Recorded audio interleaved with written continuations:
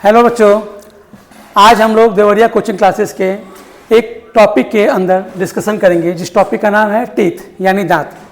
दोस्तों, आपने देखा होगा दांत जो है हमारे बॉडी का एक इम्पॉर्टेंट पार्ट होता है, क्योंकि दांत हमारे लिए बहुत ही ज़्यादा हेल्पफुल होते हैं, क्योंकि दांतों की सहायता से ही हम अपने फूड को चबा पाते हैं। उसको अगर फूड को हम चबा नहीं पाएंगे तो वो फूड सही से डाइजेस्ट नहीं हो पाएगा। तो इस तरह से देखा जाए तो हमारे डाइजेस्टिव सिस्टम में एक टीथ जो होते हैं बहुत इंपॉर्टेंट रोल प्ले करते हैं। जैसे इस चित्र में आप देख पा रहे होंगे, एक ह्यूमन बीइंग के टीथ को दिखाया गया है। इस टीथ को देखने के लिए और इसके जानने के लिए हम इसके पहले टाइप्स को चर्चा करते हैं। यानी सबसे पहले हम जानने की कोशिश करेंगे टाइप्स ऑफ टीथ, यानी ये जो दांत होते हैं हमारे मुंह में वो कितने प्रकार के होते हैं। दोस्तों, देखने से तो आपको लगता होगा कि सारे दांत एक ही प्रकार के हैं, लेकिन ऐसा नहीं है। दांतों की कुल संख्या को अगर देखा जाए तो ह्यूमन बीइंग्स में कुल 4 प्रकार के दांत पाए जाते हैं, जिसमें से पहला होता है इंसीजर, जिसको हिंदी में कृंतक कहा जाता है। दूसरा दांत होता है कैनाइन, जिसको रजनक कहा जाता है। तीसरा प्रकार होता है प्रीमोलर, जिसको अग्रचर्वणक कहा जाता है। और उसका जो चौथा टाइप होता है उसको कहते हैं मोलर, यानी इसको चर्वणक कहा जाता है। इस चित्र में आप देख पा रहे होंगे चारों दांतों को अलग अलग दिखाया गया है। जैसे ये पहला इंसीजर है, इसमें केवल एक ही रूट होता है। दूसरा जो टाइप है कैनाइन, इसमें भी एक ही रूट होता है। इसी तरह से जो प्रीमोलर टीथ होते हैं इसमें भी एक ही टीथ होता है, लेकिन जो मोलर टीथ होते हैं जो सबसे पीछे की तरफ होते हैं, इनमें 2 या 2 से ज़्यादा भी रूट हो सकता है।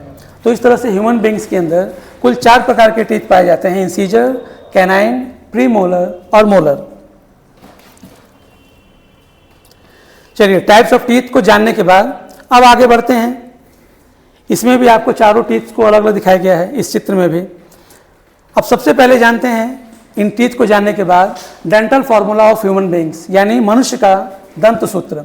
दोस्तों, बच्चों में और एक एडल्ट में जो दांतों का नंबर होता है वो अलग अलग होता है, और इस वजह से उनका जो डेंटल फार्मूला होता है वो अलग अलग होता है। अगर एक ह्यूमन एडल्ट्स की बात की जाए तो ह्यूमन एडल्ट में जो टीथ होते हैं अगर आप काउंट करेंगे तो उनका कुल नंबर होता है 32। ह्यूमन एडल्ट में टोटल टीथ का नंबर 32 होता है। अगर हम उनको चारों दांतों को अलग अलग देखें तो उसमें इंसीजर का जो नंबर होता है वो 2/2 होता है। 2/2 का मतलब होता है कि 2 इंसीजर ऊपर होते हैं, 2 इंसीजर नीचे एक तरफ होते हैं। ये आधे तरफ का बताया जा रहा है। इसी तरह से कैनाइन जो होते हैं ऊपर एक होता है, नीचे एक होता है। प्रीमोलर ये ऊपर 2 होते हैं, नीचे 2 होते हैं। और जो मोलर होते हैं जो सबसे लास्ट में होते हैं वो 3 ऊपर और 3 नीचे होते हैं। इसका मतलब ये हुआ कि आधे तरफ अगर हम इनको काउंट करेंगे तो ऊपर की तरफ कुल 8 दांत होते हैं, इसी तरह से नीचे की तरफ कुल 8 दांत होते हैं। इस वजह से यहाँ तक का जो नंबर हुआ वो हुआ 16, और इसमें इंटू 2 कर दिया गया है, यानी आधे दूसरी तरफ को। तो दोनों को मिला करके ह्यूमन एडल्ट में नंबर ऑफ टीथ होते हैं 32, जिसमें 8 ऊपर आधे तरफ, आधे की तरफ 8 नीचे, इसी तरह से दूसरी तरफ 8 ऊपर 8 नीचे, तो कुल 32 टीथ। लेकिन जब ह्यूमन चाइल्ड की बात की जाए तो ह्यूमन चाइल्ड में ये जो नंबर होता है वो केवल 20 होता है। 20 टोटल नंबर ऑफ टीथ होते हैं ह्यूमन चाइल्ड में, जिसमें इंसीजर 2/2, कैनाइन 1/1, प्रीमोलर बच्चों में नहीं पाए जाते हैं 0/0, और जो मोलर टीथ होते हैं वो 3 ना होकर के केवल 2 ही होते हैं, 2 ऊपर 2 नीचे। तो इस तरह से देखा जाए तो जो ह्यूमन चाइल्ड होते हैं उनमें नंबर ऑफ टीथ आधे तरफ 10 होते हैं और दूसरी तरफ भी 10 होते हैं। तो इस तरह से 10 × 2, तो total number of teeth human child में 20 होते हैं।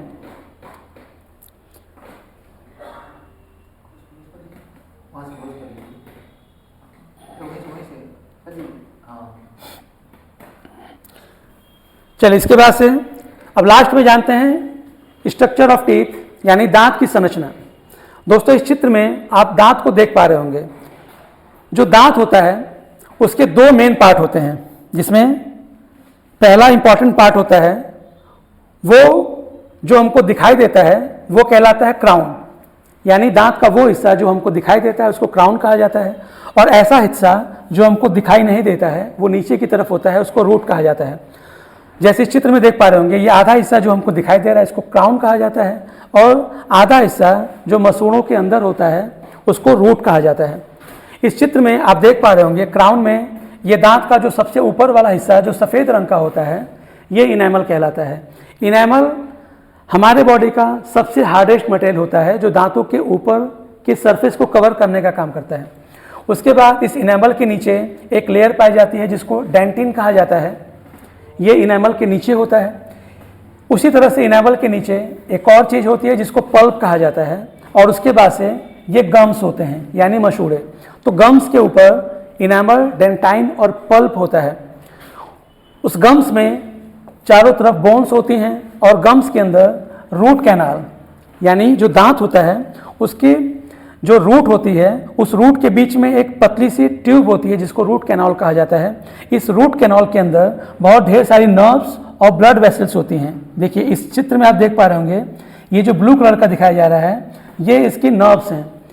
नर्व्स के थ्रू ही जो सेंसेशन होता है इस दांत का वो ब्रेन के पास जाता है, और ब्रेन इसको समझ पाता है। अगर दांत में अगर कहीं दर्द होता है तो इसी नर्व्स की वजह से उस दर्द का एहसास हमको हो पाता है। और इस नर्व्स के अलावा इस दांतों की जो रूट कैनाल होती है उसमें ब्लड वेसल्स होते हैं यानी ब्लड की सप्लाई होती है। तो इस तरह से ये दांत का स्ट्रक्चर है। इस दांत में जो सबसे इंपॉर्टेंट पार्ट होता है वो इसका इनेमल होता है, क्योंकि ये इनेमल बहुत ही हार्डेस्ट मटेरियल होता है। पूरे बॉडी का सबसे हार्डेस्ट मटेरियल इनेमल होता है जो हमारे बोन से भी ज़्यादा हार्ड होता है। और इसका काम ये होता है कि ये रूट को ये टीथ को ऊपर से कवर करता है, जिसकी वजह से हमारा जो टीथ है वो आसानी से प्रोटेक्ट हो पाता है।